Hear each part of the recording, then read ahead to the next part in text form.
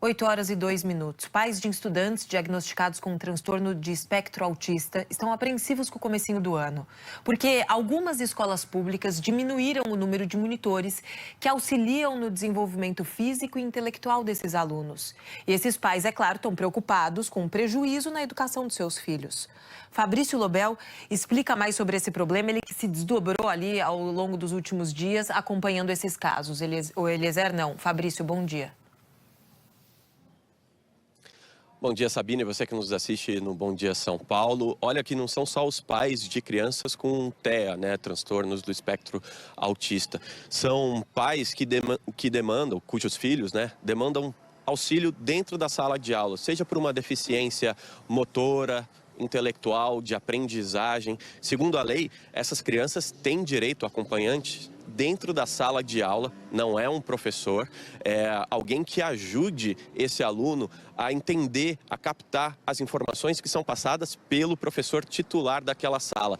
Dá um exemplo, aqui, se uma criança tem uma dificuldade motora para virar a página de um livro, esse trabalho pode ser feito por um acompanhante. Existem dois tipos de acompanhantes, né, de auxiliares, aqueles que atuam da porta da sala para fora, então ajuda na locomoção desses estudantes, ida ao banheiro, ao refeitório, auxiliam também na higiene, na alimentação, mas tem esse outro profissional, é uma outra categoria que atua da sala para dentro, justamente nessa interface do professor e o aluno com algum tipo de necessidade específica. E na maioria das vezes, e a gente falou com várias famílias, são a falta desse profissional, desse acompanhante dentro da sala de aula é o que mais tem preocupado. A gente está aqui, inclusive, com a Tatiana Barros, ela que é mãe de trigêmeos de 4 anos, que estudam nessa escola aqui da Zona Leste da capital paulista.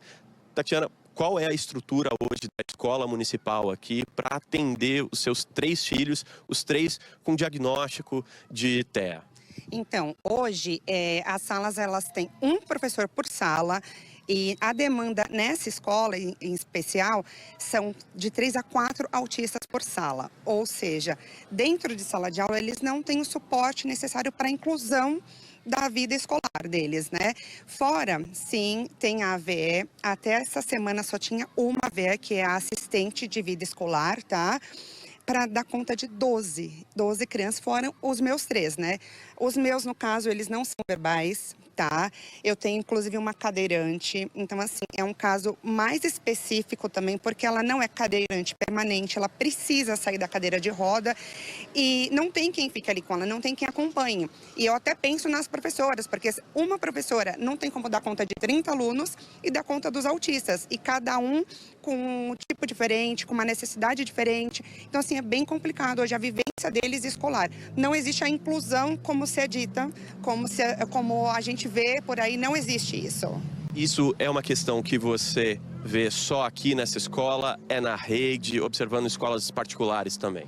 Não, isso acontece em todas as escolas. Eu tenho uma vivência de mais de um ano já, né, com os meus filhos. Então, assim, na prefeitura, estadual, escolas particulares, é muito complicado isso, porque, assim, não tem. Existe a lei que dá direito ao acompanhamento, né, com profissionais qualificados, mas isso não é exercido, a lei não é exercida. A gente não tem isso. Você acha que hoje o acompanhamento pedagógico até desse acompanhante fica dentro da sala de aula, ele é condizente, então, com as demandas dos seus filhos? Não é condizente e é o que eu disse, como não são verbais, como que uma professora em sala de aula, ela consegue atender todas as crianças típicas e as atípicas. Então, assim, tem as estagiárias, são 2 estagiárias que tem nessa escola e como que elas dão conta de 4 salas, elas vão atender as crianças de 4 salas e são 12, não tem condição. Então, assim, não atende, hoje não atende. E eu já tentei de diversas maneiras conseguir, e eu volto a dizer, é o que eu falo, tem direito a acompanhamento, só que, assim, é muito complicado. Existe a lei, mas a gente não tem direito. Em resumo, é isso. Perfeito. E esse é um relato que a gente escutou de vários pais, tanto das redes municipais da Grande São Paulo, como também pais de alunos da rede estadual de ensino aqui de São Paulo. Veja na reportagem. A filha da Camila, a Beatrice, tem transtorno do espectro autista. Ela precisa de auxílio integral durante as aulas. Na sala dela, são 5 alunos que precisam da ajuda dos cuidadores, mas hoje só tem um monitor. Ela tem algum tipo de dificuldade de não conseguir acompanhar as atividades dos colegas, é o momento que ela entra em crise. E, às vezes, acontece dela se machucar, enfim, ela fica mais para agressiva. Então, para controlar o ambiente, ela precisa, sem dúvida, aí do cuidador. A Beatriz é aluna de uma escola municipal de São Bernardo do Campo. A filha da Lorelei tem síndrome de Down e também precisa do auxílio de cuidadores dentro da sala de aula.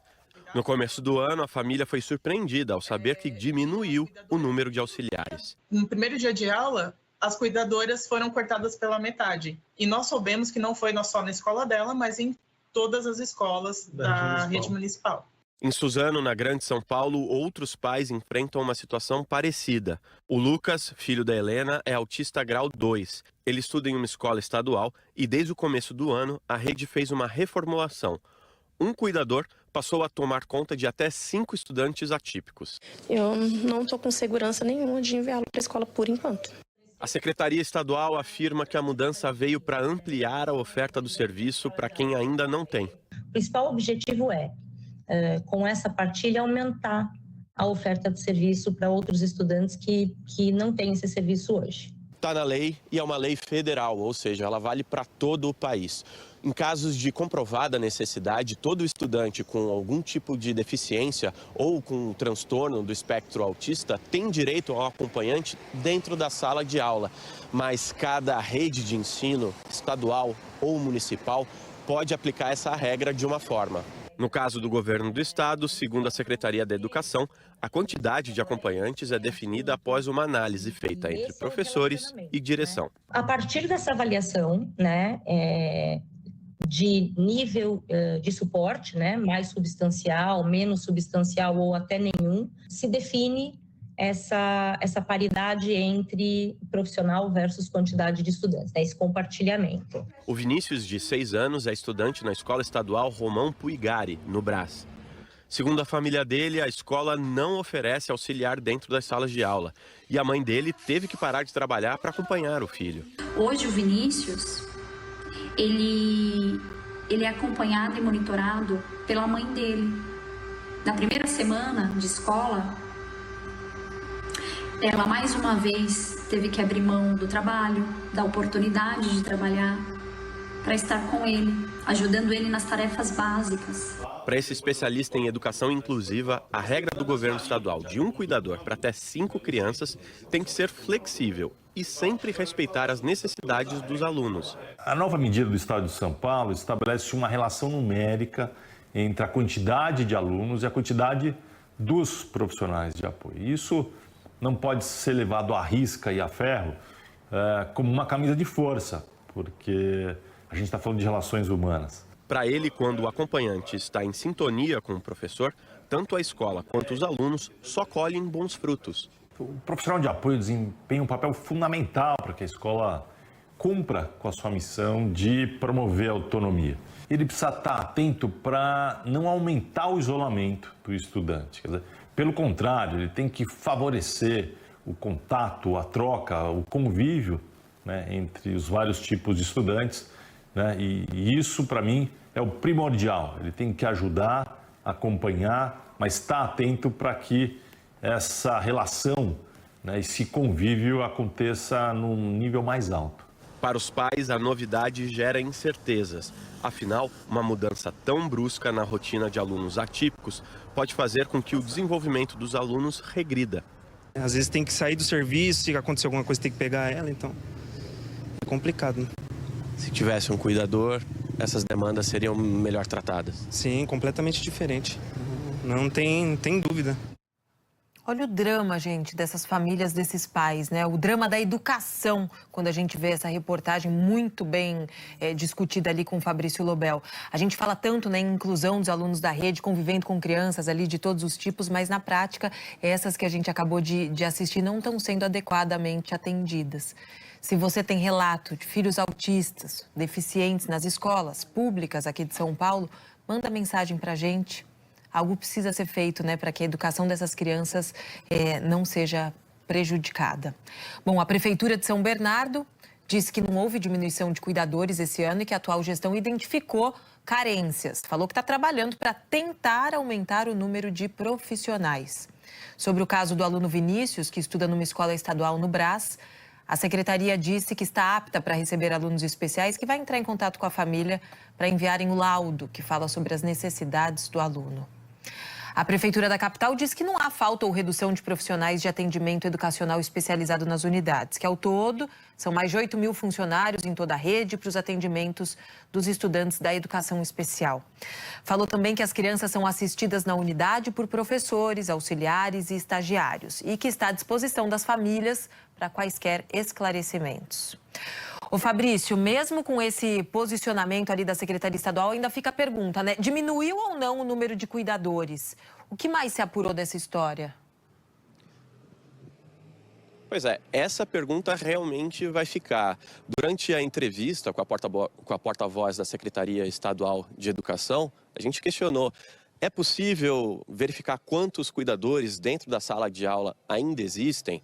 E a resposta era de que sim, de que era possível levantar esse número, mas numa nota oficial essa informação não esclareceu. Afinal de contas, se reduziu ou não, e na comparação com os últimos 3 anos, que foi o nosso pedido. Nós deixamos claro então, para a Secretaria de Educação que a gente ia deixar, portanto, em aberto essa informação, porque é uma informação que muitos pais pedem. Afinal de contas, a lógica dessa reestrutura da rede estadual de educação é justamente possibilitar que mais pessoas, mais alunos tenham acesso a esse serviço, mas na maioria das vezes são aqueles alunos que acabam partilhando o mesmo cuidador. Então, alunos que não têm, e essa é a realidade de parte dos alunos, às vezes o aluno não precisa de um acompanhamento ali 100% em todas as atividades. Então, se você coloca crianças que não precisam de todo esse apoio numa mesma sala, um mesmo cuidador consegue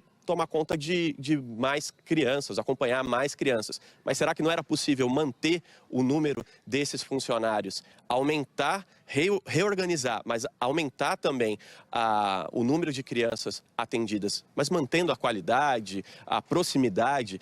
E lembrando que existe uma crescente, né, de laudos e diagnósticos feitos nesse sentido, obviamente uma melhor compreensão da medicina também sobre o que são esses casos e também quais são as potencialidades desses alunos. Eles podem desenvolver muito com acompanhamento pedagógico e próximo. Fica então o alerta para que os pais também não desistam das escolas. Os especialistas e a secretaria pede para que os pais vão até a escola, conversem com os professores, com os diretores, para fazer valer esse direito, Sabina. Direito assegurado em lei, né, Fabrício? Parabéns pela sua reportagem aí de uma sensibilidade e que o poder público ajude agora, não acentue esse problema, né? Precisa ajudar nesse momento, senão a gente está criando 2 tipos de crianças, 2 tipos de alunos dentro de uma mesma escola. Uma que aprende normalmente e a outra lá que fica sofrendo dentro de sala de aula. Um atendimento igual, que essas crianças consigam conviver. Quando a gente fala tanto de inclusão, é tão bonito, né? Falar a palavra inclusão, e não é o que a gente vê ali na prática. Muito obrigada pelas suas informações, e você que tem um filho nessa condição, compartilha com a gente, vamos continuar nesse assunto, é super importante. Educação é a base de tudo e esse drama tá muito escancarado, como a gente viu ali na reportagem do Fabrício.